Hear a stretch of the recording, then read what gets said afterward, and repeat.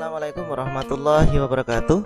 Iya, selamat bergabung kembali di channel Nugas bersama saya Pak Faza. Oke guys, nah ini lanjutannya video sebelumnya nih ya. Jadi pada kesempatan kali ini ya, kita akan bahas mengenai sifat-sifat fungsi. Kalau kemarin kan sudah saya jelaskan tentang relasi dan fungsi ya. Nah sekarang kita membahas tentang sifat-sifat fungsi.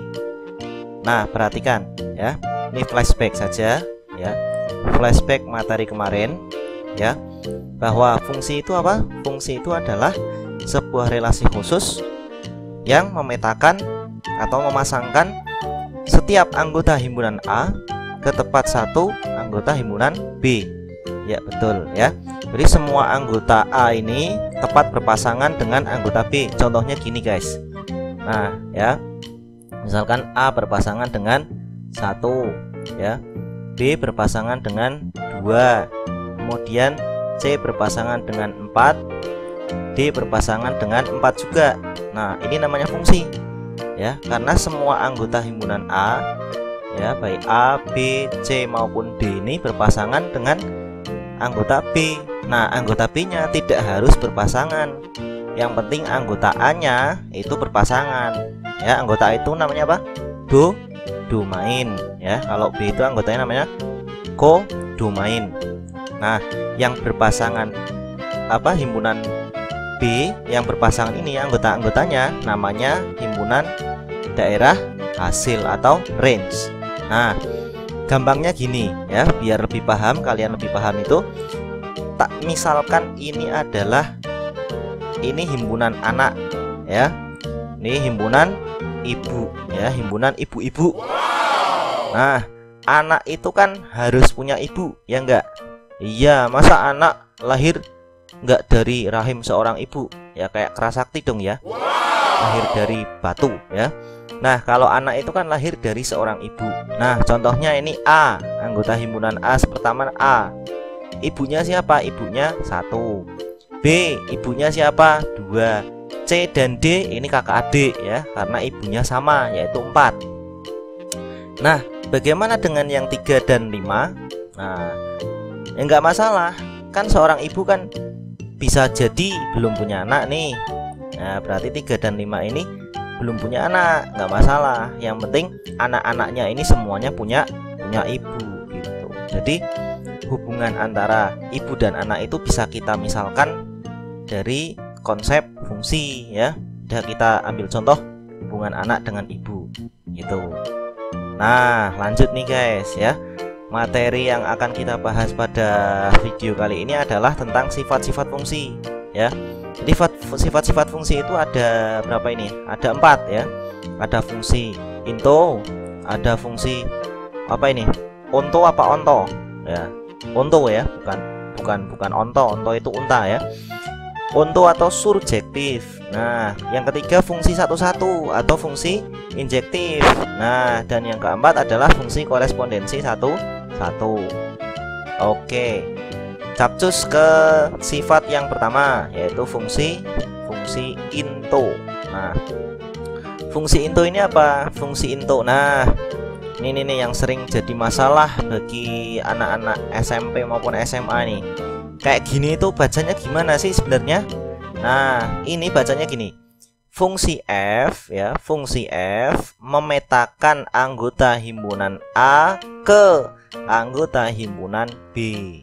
Ya, jadi ini bacanya jangan F.2A panah B, tapi bacanya fungsi F memetakan anggota himpunan A ke anggota himpunan B. Nah, disebut into jika ada anggota himpunan yang tidak mempunyai pasangan di himpunan A. Ini maksudnya anggota himpunan B nih ya, maksudnya anggota himpunan B. Nah contohnya gini ya, tadi ada anggota himpunan B yang tidak memiliki atau tidak mempunyai pasangan himpunan A. Nah persis ini guys ya, ini persis nih, ini saya cut aja ya, tak ganti. Nah diganti yang ini, persis dengan yang ini. Nah nih contohnya persis ya. Jadi ada anggota himpunan B yang tidak memiliki pasangan di himpunan A. Nah, jadi ini namanya fungsi apa tadi? Fungsi into ya. Ini namanya fungsi into, ini ada yang tidak memiliki pasangan di himpunan A. Oke, jelas ya? Jelas. Lanjut. Oke, lanjut. Nah, yang kedua namanya fungsi onto, bukan onto ya. Fungsi onto itu apa? Fungsi onto itu fungsi di mana semua anggota himpunan B-nya memiliki pasangan di himpunan A. Nah, contohnya ini biar enak nih, tak hapus satu nih. Ya, dua. Nah, jadi misalkan anggota himpunan A-nya itu A, B, C, D. Nah, anggota himpunan B-nya 1, 2, 3. Nah, misalkan saya buat di sini tak kasih tanda panah nih. Ya, tak kasih panah. Misalkan A saya petakan ke 3 ya. Terus B saya petakan ke 1. C saya petakan ke 2. Nah, dan D saya petakan ke 2 juga. Nah, ini namanya fungsi onto ya, atau surjektif. Jadi semua anggota himpunan B-nya ini memiliki pasangan di himpunan A, ya kan? Nah, jadi apa ini namanya? Himpunan B itu apa namanya? Kodomain. Nah, ini kodomain itu sama dengan range. Nah, itu pada fungsi surjektif ya. Jadi fungsi surjektif itu jumlahnya kodomain itu sama dengan jumlahnya range. Nah, ini kodomain, ini juga range. Nah, kalau di himpunan A ya wajib, karena kan tadi syaratnya fungsi itu ya, himpunan daerah asalnya itu harus habis berpasangan dengan anggota himpunan B. Nah, kalau di sini ya harus semuanya, harus berpasangan semuanya. Nah, kalau yang di B ini baru ya, baru ada yang berpasangan, ada yang enggak. Oke, sampai sini paham? Paham. Oke. Ya, sekarang kita lanjutkan lagi ke fungsi 1-1. Oke. Fungsi korespondensi 1-1 dan fungsi 1-1 itu beda ya. Fungsi 1-1 itu disebut fungsi 1-1 jika setiap dua elemen berlainan di A akan dipetakan pada dua elemen berlainan pula. Ini bukan pla ini ya. Salah ketik ini pula. Nah, akan dipetakan pada dua elemen berlainan pula di B. Maksudnya bagaimana? Nih, tak kasih contohnya. Warnanya apa ya? Merah. Oke. Nah, misalkan A saya petakan ke 4 ya. Kemudian B saya petakan ke 1. C saya petakan ke 2.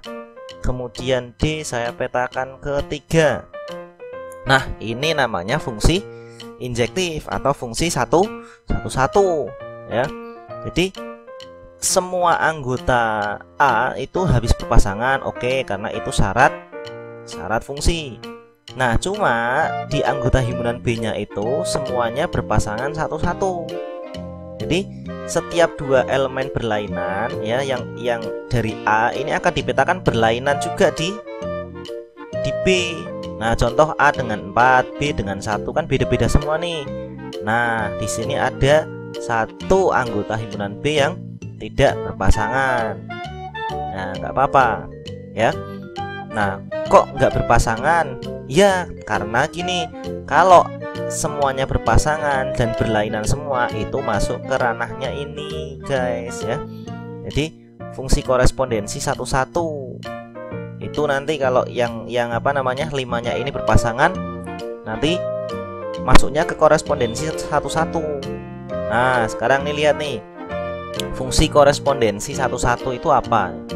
Fungsi korespondensi 1-1 atau bijektif ya, bukan bijek ini. Bijektif ya.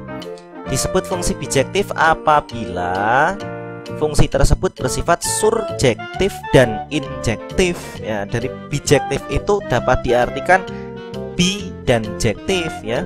Bi itu 2 ya. Jektif itu ya sifat yang sebelumnya itu. Jadi dua-dua jektifnya itu ikut di semua ya, yaitu surjektif dan injektif. Nah, sekarang kita flashback lagi ke sini. Coba injektif itu, surjektif dulu lah. Surjektif itu apa? Semua anggota himpunan B memiliki pasangan di anggota himpunan A. Nah, artinya apa? Ini habis berpasangan ya.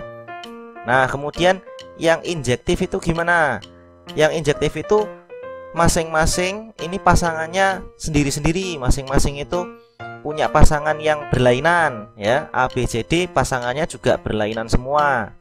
Nah, karena surjektif harus dipenuhi dan injektif harus dipenuhi, maka pada fungsi korespondensi 1-1 ini, nah panahnya itu 1-1 dan semuanya harus habis berpasangan. Nah, nih A dengan 2, B dengan 3, C dengan 4 misal, terus D dengan 1. Nah, ini namanya fungsi korespondensi 1-1. Oke ya, paham kan? Oke, jadi sifat fungsi itu ada berapa tadi? Ada 4. Yang pertama fungsi into, yang kedua fungsi onto atau surjektif, yang ketiga fungsi 1-1 atau injektif, yang keempat fungsi korespondensi 1-1. Oke ya, nanti kalau misalkan kalian masih belum paham, silahkan komen di kolom komen di bawah video ini ya. Oke, itu saja dari saya ya untuk video kali ini. Jangan lupa untuk subscribe dan like ya, untuk mendapatkan update-update terbaru video dari saya. Kalau ada pertanyaan silahkan isi kolom komentar. Terima kasih. Wassalamualaikum warahmatullahi wabarakatuh.